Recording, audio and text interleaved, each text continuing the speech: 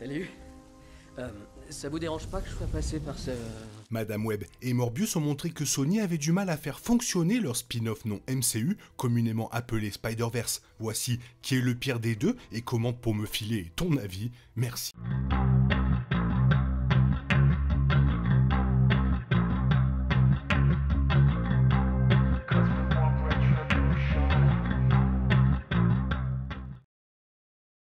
Bien que certains soulignent les personnages sur lesquels Sony a choisi de baser les films comme problème, les films de super-héros basés sur des personnages moins connus comme Les Gardiens de la Galaxie ou Shang-Chi et la Légende des 10 Anneaux ont connu du succès. Le principal problème semble être la qualité réelle des films du Spider-Verse de Sony. Morbius et Madame Web ont tous deux été critiqués et non sans raison.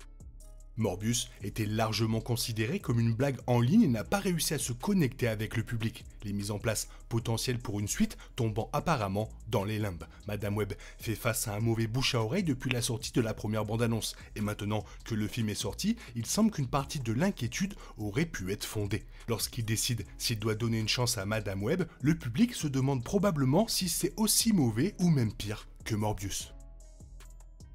Un sentiment qui revient dans de nombreuses critiques de Morbius sur Rotten Tomatoes est que le film était ennuyeux et générique. Il a obtenu un score encore plus faible de la part des critiques que Madame Web, avec 15% des critiques. Les critiques ont souligné les personnages comme une des raisons pour lesquelles Morbius se sentait si inintéressant, affirmant que les personnages se sentaient trop superficiels et étaient éclipsés par le flux constant d'exposition du film.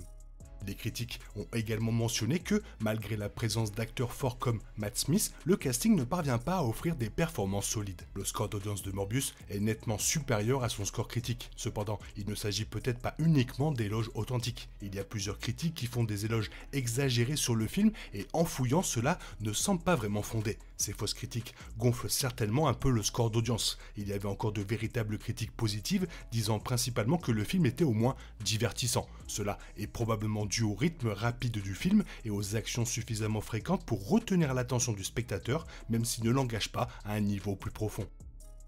Les critiques initiales de Madame Web étaient extrêmement négatives, ce qui lui a valu un score de 17% de la part des critiques du Rotten Tomatoes. De nombreuses critiques négatives de Madame Web soulignent la mauvaise structure de l'intrigue et les dialogues maladroits du film dans le cadre du problème. Il arrive souvent que le film s'explique au public, ce qui conduit à des lignes peu naturelles qui contrastent fortement avec certains des dialogues les plus naturalistes. D'autres critiques ont décrit les personnages comme étant creux, soulignant un manque apparent d'enthousiasme de la part des acteurs. Le score d'audience de Madame Web est plus positif que celui des critiques, même s'il est difficile de dire qu'il existe un consensus total. Il n'existe que quelques avis vérifiés, probablement parce que Madame Web vient tout juste de sortir. Certaines critiques du public ont félicité le film pour son sentiment différent et ont exprimé qu'il était meilleur qu'ils ne le pensaient. De nombreuses critiques négatives ne sont pas très précises sur ce qui n'a pas plu dans le film, mais il semblerait que Madame Web ait du mal à se connecter avec certains téléspectateurs.